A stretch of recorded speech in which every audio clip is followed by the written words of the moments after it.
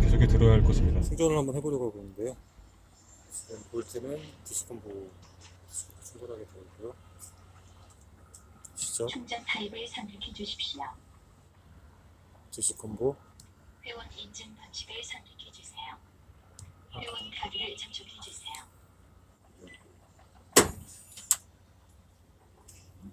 DC콤보 여기 있고요. 충전을 한번 해보겠습니다. 여기서 이거 먼저 빼야 되고요. 꽂고 충전이 시작됐습니다. 70%로 나와 있고 충전 중이라는 표시가 이렇게 초록색으로 껌뻑이 있는 것이 보이고요.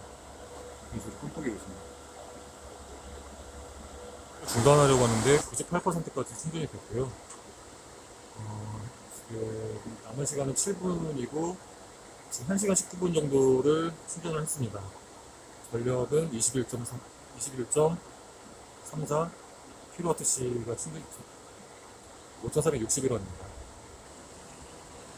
충전이 완료되었습니다. 70.0에서 시작을 했고 종료 SOC는 98.0 전력은 21.37 금액은 5,464원입니다.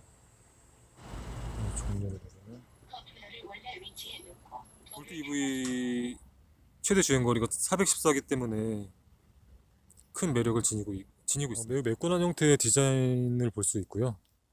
전기차이기 때문에 공기정을 많이 고려한 그런 것들이 많이 보이고 헤드램프는 LED로 되어 있는 것이 눈에 보이고요. 헤드램프 크기는 좀 작은 편이고요. 귀여운 이미지를 가지고 있고 여성 소비자나 남성도 다 좋아할 만한 그런 디자인 형태를 갖추고 있습니다. 전체적인 모습은 키가 큰 그런 해치백의 모습을 가지고 있고요. 언급했듯이 벨트 라인이 낮은 편이고 또 루프 라인은 좀 보시다시피 높습니다.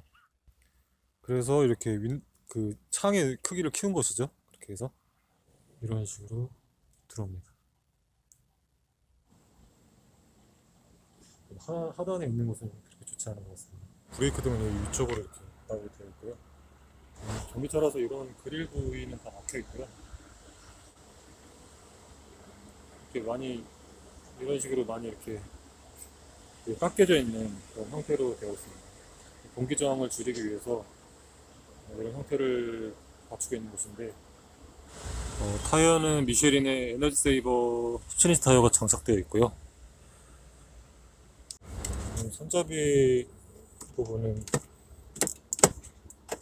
낮은 위치에 이렇게 위치해 있고요. 그리고 이 버튼을 통해서 도어를 닫고 열게 됩니다. 측면에서 봤을 때 차량이 매우 날렵해 보이고요. 길이도 매우 길게 느껴지고 창이 특히 1열 창이 매우 크고요. 딱 봐도 안에 실내 공간이 좋겠구나 라는 생각이 이 차 탔을 때 느낌이 이쪽 손 올린 때 왼손을 올렸을 때 길이가 넓어서 편안하고 수평 형태로 되어 있고요. 앉아있게 되면은 마치 뭐 미끄럼틀을 타고 내려가는 듯한 느낌처럼 이렇게 점점 밑으로 제가 내려가는 듯한 그런 각도로 차 구조가 되어 있습니다. 어떤 사람은 또 불편하다고 느낄 수도 있을 것 같고요. 안정감이 떨어진다는 느낌 때문에 핸들의 그 직경의 크기의 느낌은 적당한 편이고요. 가죽 재질이 매우 좋습니다. 이 부분은 쉐보레 차량의 뭐 공통적인 특징이겠지만 이제 속도 설정을 할 때 이 부분을 누르고 또 이 부분을 누르게 될 텐데요. 이게 좀 질긴 재질로 되어 있어서 뻑뻑함이 있고 누를 때 많이 힘을 줘야 되는 부분이 있어서 불편함이 주는 부분이 되기도 할 것입니다. 바퀴 굴러가는 게 보이시고요.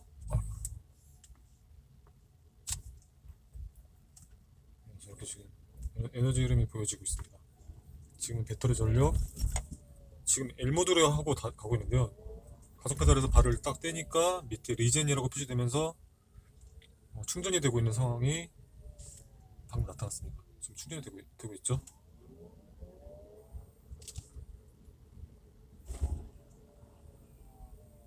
이쪽 계기판을 보시면 이제 달릴 때는 충전되는 모습 현상이 나타나지 않는데 가속 페달에서 발을 떼면 빙빙 돌아가면서 충전이 되는 이미지가 보여집니다. 이쪽 보면은 이제 충전과 관련된 부분하고 이렇게 뭐 음악이나 전화 부분 관련해서 화면 분할이 되고요. 이쪽이 보면은 에너지 상세 정보라고 해가지고 주행과 관련해서 몇 프로다 이런 식으로 수치화해서 보여주는 부분이 있고요.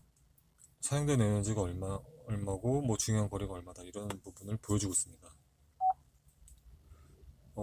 최근에 완전 충전 이후에 주행 가는 거리 영향 해가지고 테크닉에서는 뭐 플러스 59.2 주행 지형 뭐 마이너스 얼마 실내 온도 설정이 얼마 정도 주행 가는 거리에 영향을 끼쳤다. 실내 온도가 많이 영향을 끼쳤네요. 외부 온도 이런 식으로 해가지고 총 뭐 마이너스 44.8km의 영향을 받았다 보여주는 부분이 있고요. 그래서 그래픽 자체가 매우 예쁩니다. 이쪽은 효율 기록이라고 해서 평균을 보여주고 있고요. 저기 속도 표시가 나오는 이제 숫자 표시가 매우 크고요.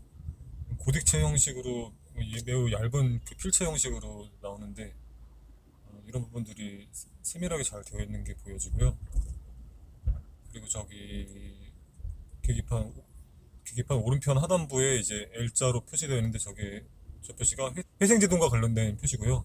큰 크기의 형태로 표기되고 있고요. 현재 몇 킬로와트로 달리고 있는지에 대해서 나오고 리젠 작동 여부가 이런 식으로 표기되고 있습니다. 이렇게 브레이킹이 걸릴 때 회생에너지가 작동하게 됩니다. 왼편에 보면은 현재 195를 달릴 수 있고 최대로는 235까지 갈 수 있다라고 표기가 되고 있고요. 영상에는 지금 제대로 표기가 되지 않고 있는데 그 밑으로는 MIN 이렇게 적혀 있고 159분을 달릴 수 있다라고 나타나고 있습니다. 그리고 지금 계기판 중앙에 동그란 형태로 녹색으로 표기가 되고 있는데 주행할 때는 저 부분이 녹색으로 되고요. 이제 정차 상황 때는 회색으로 변하게 됩니다. 지금 이제 정차하게 되면은 이렇게 회색으로 변합니다. 지금 전기차 충전소 거기 주차장에서 주차를 하고 있는데 이 지금 핸들을 돌릴 때 편안하지는 않습니다. 이렇게 조금 뻑뻑한 느낌이 있어서 편안하게 핸들을 돌리면서 주차를 하는 그런 느낌은 아니고요. 무엇보다 우선 화질이 너무 선명하고 노면 상황이 너무 잘 보여서 분별하기도 쉬워서 큰 장점이 되고 있고요.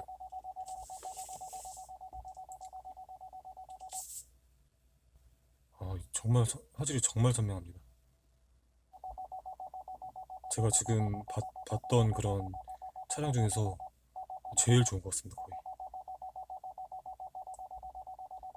네, 주차를 이렇게 안전하게 할 수 있고요. 애플 카플레이랑 안드로이드 오토가 제공되고 있습니다. 설정에 가보면 언어 영어랑 한국어가 제공되고 있고요. 시승을 하면서 많이 다가왔던 부분이 이 옆창의 느낌인데요. 이 개방감이 좋아서 뭐 어디 차를 타면서 어디 구경을 하거나 할 때 외부를 잘 관찰할 수 있고 창의 크기가 큰 부분이 장점이 되고 있습니다. 락 버튼이 있는데 이쪽이 잠그는 거, 이 중지로 이렇게 하게 되는데 이쪽이 여는 건데 해당 작동은 이쪽에서 볼 수 있고요. 여는 거는 뭐 각도상 뭐 불만 없는데 닫히는 버튼은 살짝 각도가 좋지가 않은 것 같습니다. 너무 작고요. 기어 노브의 위치감은 조금 이렇게 낮게 위치해 있는 그런 느낌이 있고요. 이 컵홀더 같은 게 별거 아니라고 생각할 수 있는데 이게 차를 사게 되면 이게 그렇지 않거든요. 이게 지금 500ml 생수인데 지금 주행을 하다 보면 이게 덜컹덜컹 거리면서 이게 플라스틱 재질로 되어 있어서 이게 소리가 나면서 이렇게 소음을 유발하게 되는 현상이 있고요. 시트의 두께가 매우 얇게 되어 있고요. 그리고 지금 1열 시트를 최대한 낮춰둔 상태인데 발 공간이 딱 들어갈 정도의 공간이 나오고요. 무릎 공간은 등을 지금 편안하게 앉았는데 살짝 닿는데 꽉 닿는 정도는 아니고, 제 키가 180이니까요. 딱 저한테 딱 맞는 공간이 나옵니다. 이렇게 비좁다는 생각까지는 안 들고, 제가 좀 넓게 앉는 편이라서 운전을 할 때 저보다 좁게 앉는 사람이라면 이보다 훨씬 더 많은 공간이 나올 것 같고요.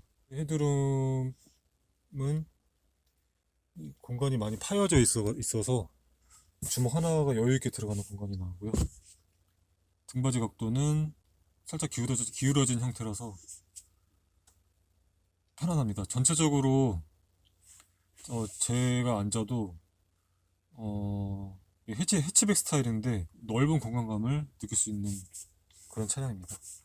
왼쪽 팔걸이, 여기 도어 트림에 왼쪽 팔꿈치를 두는 부분이 플라스틱 재질로 되어 있어서 이 부분은 단점이고요. 저기 한 단계 열선이 제공되고 있습니다. 이쪽에 USB 충전 단자가 두 개가 마련되어 있습니다. 허리 하단 부분 시트가 불편하다는 그런 우려감을 가질 수도 있을 것 같은데, 시트 허리 부분이, 하단 부분이 무척 잘 감싸주고 편안하다는 그런 좋은 감정을 받았습니다. 장시간 운전할 때 허리에 통증이 유발될 수 있기 때문에 이 부분에서는 살짝 이렇게 파여져 있는 그런 느낌도 들고 그런데, 그래서 불편함이나 어떤 허리 통증이 쉽게 생긴다거나 하는 건 하지는 않을 것 같습니다. 여기 지금 운전석인데 시트가 이게 일반적인 그런 내연기관 차량 시트와는 달라서 여기에 대한 불편함이나 우려감을 가질 수도 있을 수도 있는데요. 오히려 친환경 차량에 대한 그런 그 소재감, 그런 애정이 더 있는 사람이 분명히 있을 테고, 그리고 친환경 차량을 탔을 때 만족감을 주는 부분이 분명히 있고요. 내연기관과의 그런 차이점에서 오는 그런 거부감이 있을 수도 있지만, 반대로 이런 친환경 차량 소재감이 주는 그 느낌을 오히려 더 찾고 애용하는 사람이 있을 수도 있기 때문에, 그런 부분에서는 나뉘겠지만 저 같은 경우에는 좋다고 봅니다. 느낌 자체도 좋고요. 뒷좌석 공간에 대한 우려가 있을 수도 있는데, 후면에서 보면은 차가 전폭이 좁아서 4인 가족이나 이렇게 타게 됐을 경우에 뒷자리에 3명이 타게 됐을 때 좁지 않을까에 대한 우려가 있을 수도 있는데, 제가 딱 타봐도 발을 편안하게 벌리고 앉아도 여기 3명 정도 충분히 탈 수 있을 것 같은 그런 공간을 확보하고 있다는 것을 알 수 있습니다. 3명 탑승에 대한 우려감을 가질 필요는 없을 것 같습니다. 보스 오디오 같은 경우에는 스피커가 여기 있고, 여기 느낌이 우선 박력이 있고 세밀하지는 않습니다. 세밀하지는 않고 조금 이렇게 강하게 좀 오는 부분이 있고요. 차량 크기가 실내가 크지 않아서 이렇게 사방에서 들려오는 느낌은 들지 않지만 박력 있고 울려주는 느낌이 강한 그런 오디오입니다. 오히려 뒷좌석 컵홀더 같은 경우에는 이쪽에 이렇게 움직이지 않을 수 있도록 마련되어 있고, 고무 재질로 되어 있어서 이렇게 딱 500ml 생수병을 두면은 딱 고정돼서 움직이지가 않고 않도록 잘 되어 있습니다. 이 깊이가 깊지 않은 단점이 있긴 한데요. 그래도 이렇게 음료가 쏟아지거나 할 염려는 없도록 잘 되어 있습니다. 2열이 이렇게 룸램프가 마련되어 있는데, 얘는 소리를 내게 되어 있고요. LED는 아닙니다. 그리고 이쪽에 옷걸이가 마련되어 있고, 이쪽에도 마련되어 있습니다. 6대4로 시트 폴딩이 되고요. 평평한 편이고요. 이쪽은 이렇게 공간이 나옵니다. 이게 확실히 핸들링 조향각이 크지 않은 것은 장점이긴 한데,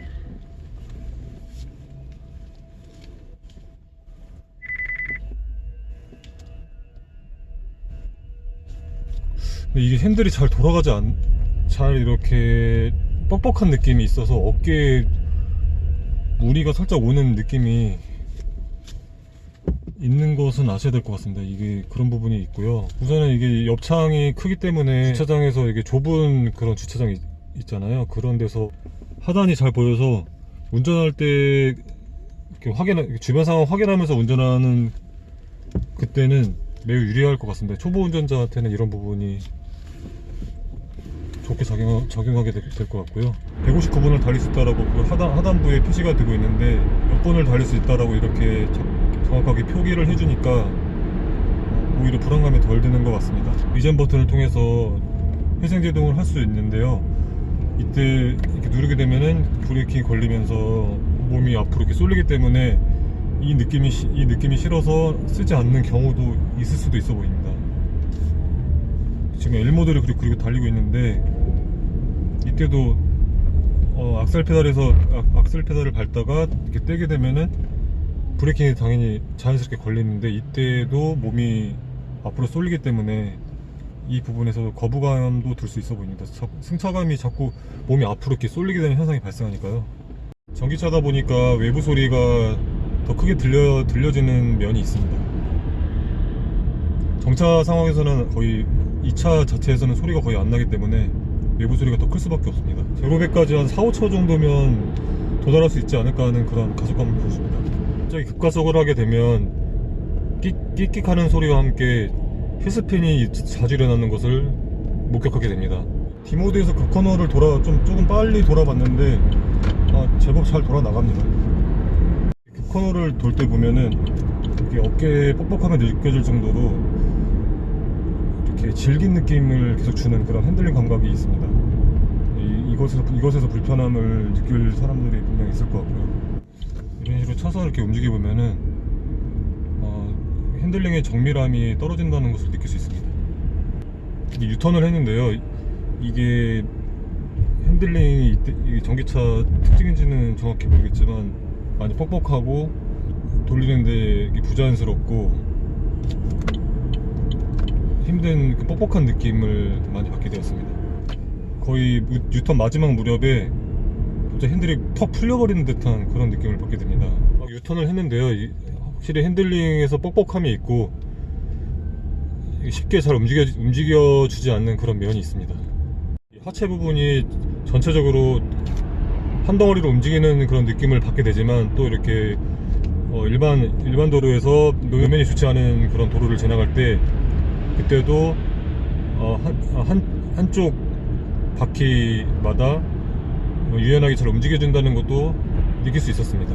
앞차 충돌 예상 시간이 2.5초로 나오고 있고요. 지금 한 45 정도로 달리고 있는데 킬로와트는 50 정도인데 킬로와트는 한 26 이렇게 나타나고 있네요. 깊게 밟으면 이 파워 쪽에서 140 킬로와트 정도로 쉽게 상승하는 것을 볼 수 있습니다.